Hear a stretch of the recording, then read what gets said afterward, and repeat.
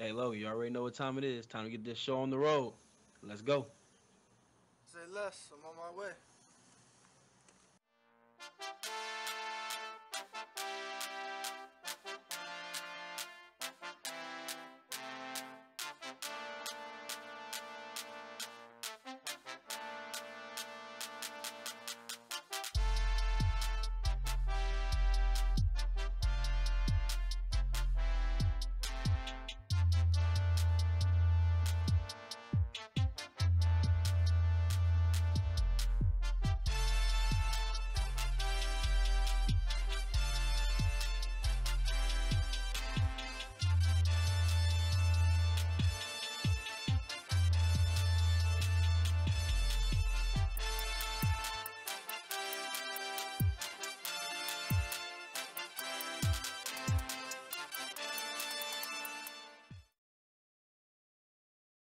What is going on, ladies and gentlemen? Welcome back to another great edition of The Hit.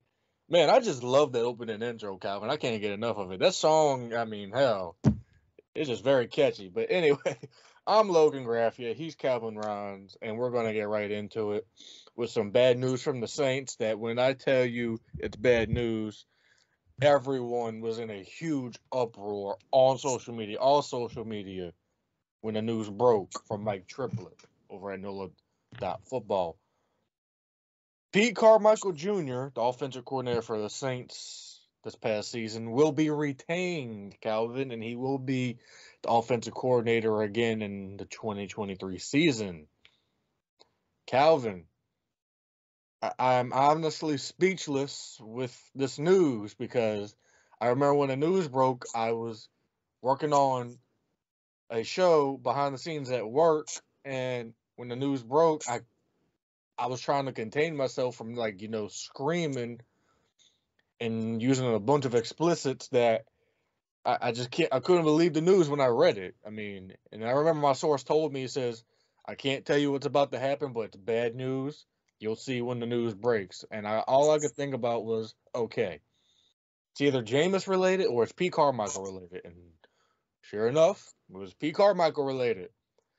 The one thing that angers me, Calvin, is how I don't know how Mickey and even DA can look at what the team did last year and say, "Oh, I love everything that we did last year. Let's run it back, Turbo." I am honestly speechless, Calvin. I mean, Calvin. I mean, what do you make of all this? Because I mean, it's very confusing when you're watching these teams in the playoffs, but these great offenses and these great play callers that are even young or even just that they know what they're doing. I mean, what do you make of all this? Um, so yeah, my first reaction was, I mean, Jesus Christ, we are an unserious franchise. We just don't care about winning games anymore. I see. Um, but I talked to my dad about it, and he was like, well, you got to realize, Pete Carmichael was here even when we went 7-9 those 3 years in a row, and I was like, huh. Thinking back on it, yeah, but the thing was with that team, which is why I'm upset by it, and I even saw a tweet that said, "Oh, well, the Saints believe in continuity, and Pete Carmichael's been here for a long time, even when it's been good and bad." But I was like, the offense was never bad though. We had Sean and we had Drew Brees. The offense was always top five. The only problem that we had was historically bad defenses, and we Exactly. fixed the defenses, and we had an old Drew Brees at that point, so it was just kind of a little too late. We still was the best team in football for about 2, 3, even 4 years, if you want to say. Just couldn't finish, kind of like the Bills. Shout out to them. But uh, this is if they are going off of that logic that we went 3 years of 79 and Pete Carmichael was there. I mean, that's a foolish folly that they are following because Pete Carmichael was by himself for the first time since Sean Payton left, and because he's been here with Sean Payton the entire time Sean Payton was here, and he did not hold it down. This was a really bad showing, and we don't have Drew Brees to bail him out. We don't have Sean Payton to bail him out. So this was the first time ever he's by himself, and he showed you what he was about, and it wasn't good. And I don't really think that, handing him a new quarterback, handing him a healthy Michael Thomas or another big body receiver, whatever we decide to do there, is going to solve that, because it wasn't really about the plays most time. It was about the decision making of the plays. Big example I can think of: 3rd and 1, crucial game. We throw an RPO to Marquez Callaway. I mean, that just go get the 1 yard. It's right there. And this is 4 down territory anyway. And then you don't go for it on 4th. Well, you do go for it on 4th, but you fumble the snap. I mean, that's player thing, but still, you shouldn't even got in that position, because if you would have ran the ball, maybe you got half a yard. It makes it a lot easier. You could just sneak it at that point. So the decision making on the team has not been good, play calling wise. The offense is stale, and I don't really understand the continuity aspect of all that. Continuity, a word that we can all agree will be in the hated word bank for everybody going forward. I mean, that's a word I never want to hear again. Oh, continuity, continuity. I remember, I think it was on this podcast, Calvin, last season. Continuity's only worked to perfection once in NFL history. Once. I don't know what they thought it was going to, I don't know how they thought it was going to work this time around. I mean, Dennis Allen's never been a great head coach. Every time Pete Carmichael even called plays, I mean, they said he called plays in 2011, but guess who was on the other side of him? Sean Payton. It makes you wonder. And a historically good offense. Yes. The greatest offense, I think, in NFL history, yardage wise and statistically wise, if I'm not mistaken. This is just this is just horrible, Calvin, because I mean, we were expecting change. We was all hearing change. I was hearing from my source saying, "Oh, he's gone," and also Nick Underhill, Mike Triplett, and all these other Saints media members were all in agreement with what my source said, and said that he was gone. But then one magical day, I guess Mickey just changed his mind and said, "Oh no, we're going to keep him." Makes zero sense, and I mean, honestly, I just have no more words to speak on it. But another Saint staffer that I want to get into is Ronald Curry, Calvin. He will be the offensive coordinator for the national team in the Senior Bowl, which means he'll be the play caller. I am very interested to see how this works out, because there's a lot of quarterbacks that's going to be in the Senior Bowl. I wonder if he's going to get acquainted with any of them. And if I'm not mistaken, Calvin, I think during the preseason, at least in a first or second half of a game, Ronald Curry was given play calling duties. Now you can correct me if I'm wrong on that. No, you're good. He definitely was given play calling duties During the preseason, correct? second half of games, I think. Okay, I mean, and I think that was when the starters weren't even in, and I think he did a pretty darn good job, considering I think didn't we have Ian Book as the third stringer throughout the preseason? I mean, it seems so long ago. Yeah, now he's on the Eagles in the Yeah, NFC. now he's on the Eagles, probably about to go to being very close to the Super Bowl. Ain't that funny? So, Calvin, what do you make of Ronald Curry being the actual offensive coordinator for a team in the Senior Bowl? I mean, it's whatever. we got Pete Carmichael, so it really doesn't really matter to me. I mean, it just depends on how much they respect his decisions and his opinions, because he can go in and say, all right, I really liked so and so in the Senior Bowl, and I think X and X should be on the draft board. That's up to Jeff Ireland and whoever else, Mickey Loomis and all those guys, to say, we respect your decision enough to do this. But I have a sneak suspicion that this is kind of like the movie Hustle, where Adam Sandler's character said, we should not draft this person, we should draft this person. But the GM was like, nah, I like this person and we're going to draft him. And that turned out to be the wrong decision. So hopefully, it doesn't turn out like that. But I mean, I just don't know how much weight he carries in that front office. And I mean, I guess I hear some people looking at it like, oh, well, this is good because he can get some play calling. And if Pete Carmichael gets fired, I mean, look, if Pete Carmichael gets fired in the middle of the season, tomorrow, yesterday, it doesn't matter. I don't want to hire from inside. Ronald Curry, I'm sure, is great. He's a good guy, but we just need some different brains in this organization. I mean, it's been contained in this little small window, this small circle for 15 plus years, and with Mickey 20, and that's stale, Pete Carmichael, I think he's the longest tenured offense coordinator in NFL history, going on 15 years. There's a reason why offense coordinators don't last 15 years. They go get head coaching jobs. I mean, it says a lot. It's cool that we got a guy on the inside that has the most access possible to all these players, which I think is going to help us in drafting. But especially quarterbacks. Yeah, I mean, if we want to go that way, I have a feeling. I ain't even gonna say that. That's gonna be for later day how I feel about that. But yeah, it's cool.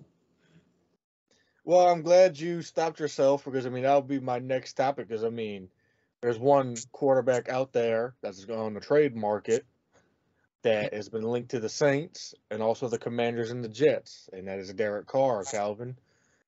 Derek Carr would be a significant upgrade over any of the quarterbacks we have in the room right now. Now, you may not agree, but Derek Carr, he's better than Jameis. He's better than Andy Dalton. And, he may or may not be better than any rookie quarterback that we draft. And that's even hard for me to say because you know how much I love Hendon Hooker. But I think Derek Carr would be a significant upgrade. But the play calling, I don't trust Pete Carmichael with any quarterback. That's the problem. We can get Derek Carr, but the play calling last year was horrible. It's 2nd and 13 and you're running the ball. It's like 3rd and 1 and you're throwing a slant to Marquise Callaway. Makes zero sense. So I'm worried. I'm hoping Pete Carmichael looks at himself in the mirror and says, hey, what worked when I was actually the lead play caller in 2011? Let's get back to those concepts. I'm sure he has that playbook laying around somewhere. Go dig that one up. And if you want to actually redeem yourself, call a fantastic offense that you did back then. I know we don't have Drew Brees. I know we don't have Pierre Thomas, Mark Ingram, or even Darren Sproles anymore. But you still have Alvin Kamara, and you can still go out and get you a running back or two. That's my only quarrel I have. I'm all for getting Derek Carr at this point because, like I said, it's an upgrade in the quarterback room. But I also want to draft a rookie. If you get Derek Carr, still draft a rookie. Just upgrade the quarterback room. That's where I'm at. So that's where I'm going to lean on you for right now and get your thoughts on this. So if anybody's been following me and Logan on Twitter, we all know that I strongly disagree with Derek Carr. Derek Carr is a career loser for the same reasons that you wanted Jimmy Garoppolo, saying he's a career winner. Derek Carr is a career loser. As a matter of fact, he's 63-79. Let's also keep into account that I believe he won a total of almost 4 games or somewhat like that every year he was with Dennis Allen. So you want to pair Derek Carr, the quarterback that Dennis Allen drafted, with Dennis Allen when those two combined for multiple years of first picks in the draft. No. Only with Dennis Allen for 1 year. Dennis Allen drafted him, and then Dennis Allen got fired in the middle of the year. And in the middle of the year, they were bad. I don't even think Derek Carr started that whole season. That's the crazy thing. But go ahead. They were bad. They were bad either way. They were bad with Dennis Allen. They were bad with Derek Carr. They were bad this year. Derek Carr had Devontae Adams and still couldn't figure life out. Derek Carr got benched for Jarrett Stidham, and as far as I'm concerned, I do not want a quarterback that is getting benched for a guy like Jarrett Stidham, because at that point, I don't think he's a significant upgrade over Andy Dalton or Jameis Winston, because you might as well put him on par with them. That is probably a lateral move at best, and the guy is due $40 million via trade.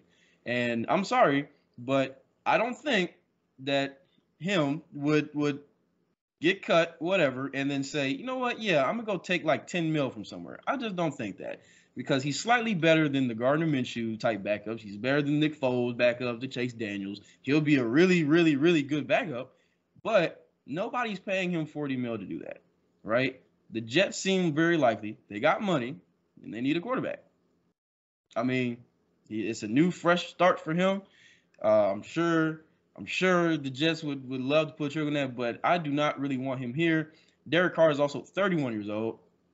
I am not a fan of just having bridge quarterback after bridge quarterback after bridge quarterback. To me, if you're going to drop the rookie, start him from jump. Throw him in the fire because that's the only way you're going to get experience. I don't like the whole sitting behind somebody, because especially sitting behind Derek Carr. I mean, what are you learning? You're not learning much. I mean, look at Malik Willis. His career went to go die with the Titans because he's sitting behind Ryan Tannehill. Ryan Tannehill ain't going to teach that man anything. He said he wasn't going to teach him anything. So he's alone. At least Mr. Trubisky tried to help, Kenny Pickett, but what a great role model he is, the Nickelodeon MVP in Mitch Trubisky, sure. But Derek Carr, you have Raiders fans that are absolutely loving the fact that this man is gone. If your own fan base doesn't want you there, I don't want you there either, because fans do know a little something every now and then when they're not trolling. And I'm inclined to believe him. And also watching the Raiders and all that, Derek Carr is he's just not the move. I don't want a 31-year-old quarterback that's that expensive. He's not going to come here on a cheap deal like that. You can get the same production out of Jameis and Andy Dalton for what we're paying them. So, I mean, I might as well just roll with any of them. It doesn't really matter. They all suck. So if we're going to have suck, let's just keep the same suck, because we got the same suck in Dennis Allen. We got the same suck in Pete Carmichael. So we might as well just keep same sucking all the way around. So that's my take on Derek Carr. If you want to go get a quarterback, draft one. Roll out with that person, whoever it is. Well, I mean, I wouldn't love it and I wouldn't hate it. And I mean, I know you probably think I'm all in on Derek Carr, and I'm not. I'm like one foot is out the door and one foot's in. So that's where I'm at. I'm not all the way in on Derek Carr, and I never was. But if we did acquire him, I wouldn't absolutely hate it, but I wouldn't absolutely love it, if you catch my drift.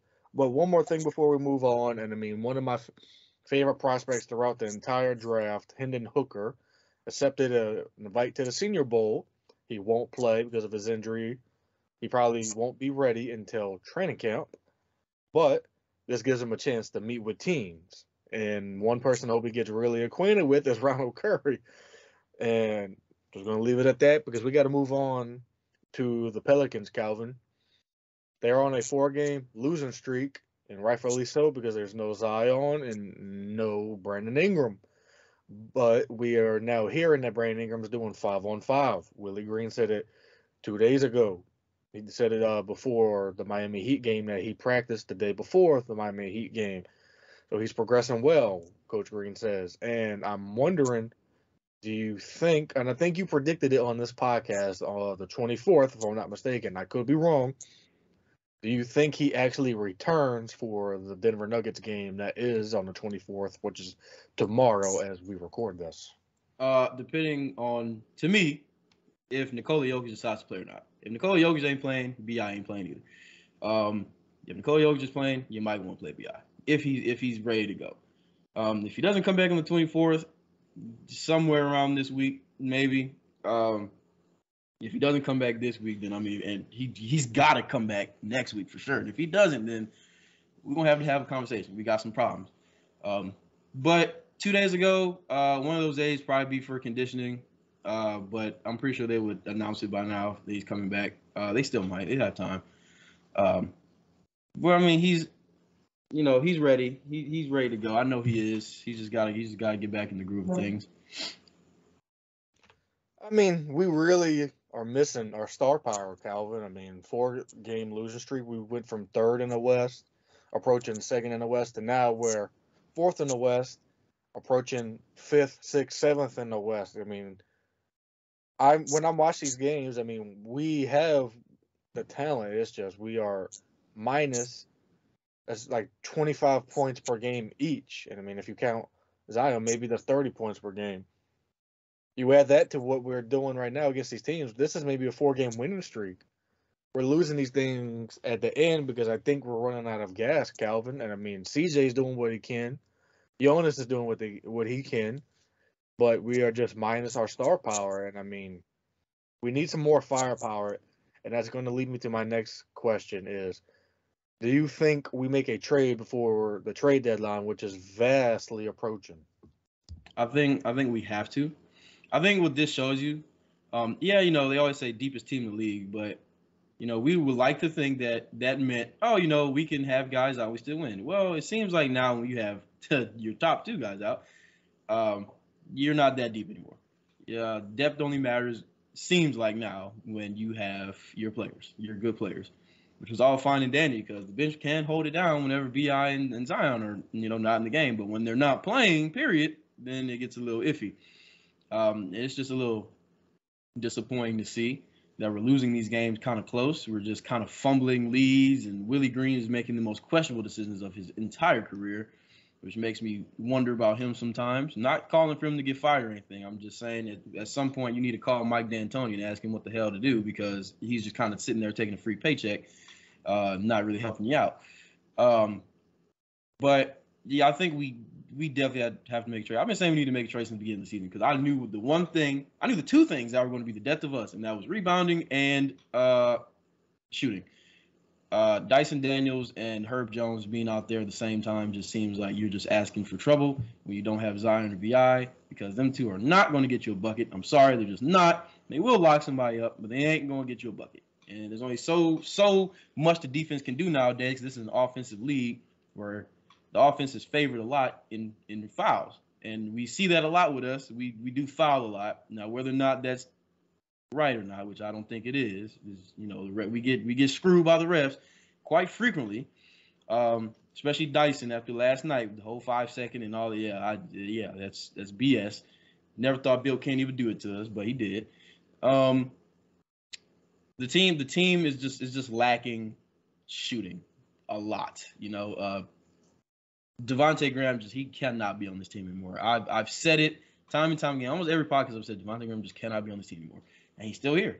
And he's still doing the same thing. He had a decent first half last game, but after that, it's just kind of whatever. He's basically a net negative player when you have him out there. If you have a lead, consider it gone when he's in the game, and your players are resting. So, I don't even know at this point who would take Jackson Hayes or Devontae Graham. Those two would just kind of tank their value. They just did. Maybe Jackson Hayes is still interesting because you can develop him, but Devontae is pushing 30 and he's still doing the same thing. So just go get some shooting, go get some rebounding / rim protecting, and we'll be fine. I think you have to do it. This showed you have to. I really want us to go after OG Anunoby and Gary Trent, and we have been linked to them for the past couple of weeks now, and I really, truly believe David Griffin's trying to figure out a way to get them both. Because you know how David Griffin is. If he's going for one and he's getting interested in the other, he's going to try to go for both. And if you can trade Devontae Graham, I'm down for trading Dyson Daniels. People are calling me crazy, but Dyson has been a huge negative on the offensive end. Every time he gets in defense, he was outstanding yesterday. But offense, he's got to knock down those shots. And then also free throws, he hasn't been really the same probably since he missed those free throws against the Lakers all those weeks ago, Calvin. And I might be crazy saying that, but on the offensive end, Dyson has not been good this year. I know he's a rookie, but, coming from a league like the NBL where you have to be offensively great, come on now. We drafted him because we thought he was going to be like Lonzo Ball. Lonzo, at least when he was here, was able to knock down them shots after a while. It just seems like it's not 3 years to do that. It took a while to do it. Yeah, it did. Thank God for Fred Vincent, but I really would trade Dyson, Devontae, Jackson, and I'll even throw Kyra in there if it meant we got both Gary Trent and OG Anunoby. Now, where do you fill in the bench at after you trade away 4 for 2? I don't know. You would probably have to sign a couple players, or you might have to go out and trade for a couple bench players when you have a war chest of picks. Build this team up. I don't see that Lakers pick getting those Victor Wembanyama anymore, so let's go, Griff. Let's go. Let's make some changes because we're getting into the deep waters of the season, and it's looking like we're going down. Now, I get it. Injuries. There's no BI. That's 25 points per game right there. There's no Zion. That's 30 points per game right there. Get it. But you have to honestly see that this team lacks shooting. Rebounding, we're getting better. I would really like us to play Willie Herman Gomez more, but we're not. And he, as you can see, he's been going to the Spanish media and he's been saying how frustrated he is. So if you want to keep either Jackson or Willie, I mean, then maybe trade Willie, even though I would not want to trade Willie away. I'd rather see him get more play time, but let him go play with his brother in Toronto if that means we get OG and Gary Trent. I mean, it can work. I mean, we really do need shooting, Calvin. We really do. But I will say, trading Dyson to me is a no go. I'm not gonna say he's untouchable, but I mean the grand scheme, I wouldn't be mad if he got traded, like whatever. Um, but I mean the guy is the most natural passer on this team. He just is. Um, and I always say point guard is probably the hardest position to develop. I mean, I have a great example, Kobe White. I mean, if they just would have took the time to develop that man, I think he could have been pretty decent, but they didn't. Um, Same thing with Kira. I mean, Jesus, I never get his name right. But same thing with him. I mean, if the injuries didn't happen, the injury happened, and he's been effectively derailed for like 2 years. That's just his whole development has been stunted for 2 years, and that's detrimental, especially to him. He's a little undersized point guard. I mean, that's almost a death note for him. And Dyson offensively, we knew that when he got drafted, he wasn't the best defensively. That was like his biggest weakness at defensively. We knew he wasn't the best offensively. We knew that he was shooting like 30%, under 30%, which is terrible. But the guy has such a high IQ defensively, playmaking wise. It's incredible. I mean, it makes up for the fact that he can't really shoot. You don't really notice it that much because he's always finding the open man. And I think at some point he's going to blossom into something that could go get you something. I mean, to me, all he has to do is really develop like a Tony Parker floater, and the guy's going to be straight. He's going to be fine. But if we get OG and Gary Trent, sure, I don't know how the money is going to work and all that. But I mean, I'm sure we'll be all right. But either one of them will be fine. There's still Bojan. He's still out there. He's a little interesting. I mean, man, it's a lot of options that you could do. We have a lot of pieces that we can move around. It's just figuring out what we want to do. But I do think the constant in every trade needs to be Devontae Graham. I mean, whatever you do, get him out of here. I don't care what you get him out here for. He's got to go. Well, I think, if I'm not mistaken, I think you probably read this too. The Raptors want, I think, a couple first-round picks for OG Anunoby, or they want a first-round pick. You can correct me if I'm wrong on that. Promising players. How many? I think 1 or 2 young promising players. Well, I mean, I would trade Dyson for OG Anunoby, and I would trade Devontae Graham and a couple first-round picks to the Pistons for Bojan Bogdanovic. You get both OG and Bojan. I mean, that's 2 shooters right there. One can start for you. One can come off the bench. You decide. I mean, that would be a perfect trade. I mean, a 3-team trade. I don't know how the Pistons would feel about taking on Devontae Graham or how the Raptors would feel about taking on Dyson Daniels. It's just the possibilities are endless, but here we are just spitballing, and it's all speculation. None of this might not even happen. Griff might just say, I'm going to just wait till my guys come back and see. But even when Zion was healthy, Devontae wasn't really knocking down shots. I mean, when he was in Charlotte, he was known to knock down shots. He would average 18 points a game. He's not even averaging that anymore. So it's like, if you trade Devontae either for Bojan Bogdanovic, OG Anunoby, Gary Trent, I mean, it would be something if we got all 3 of those guys. It is not likely at all to get all 3, but seen stranger things, and that probably won't be one of them. But, Calvin, I think we are out of time here. We have discussed everything that we laid out. But we're now at the wrap-up portion. Did we not discuss something that you wanted to just get off your chest really quick? Once again, I'm going to fight for Michael Thomas. I'm going to advocate for him to stay. I think he wants to be here, as far as I'm concerned. He hasn't shown me anything that he hasn't. He just posted on his Instagram a picture of him, she and Olave all together. So I'm like, that tells me that you might be willing to restructure that contract. I mean, that would be real nice. If we restructure the contract, it's going to have a whole bunch of bonuses in there. I mean, a lot. Almost probably enough bonuses to say he's probably going to be making like maybe an extra 5 to 10 mil, maybe just You make all pro, that's a bonus. You catch a certain amount of balls, bonus. Catch a amount of touchdowns, bonus. You play a certain amount of games, bonus. He can rack these up. Just stay healthy. He can rack them up. Um, he's one of those guys that can play with any quarterback. I think he did score 2 touchdowns with Jameis, which if you can do that, then you're fine in my book. So I'm advocating for him. This guy, he's close. At least he better be. We're gonna have a problem.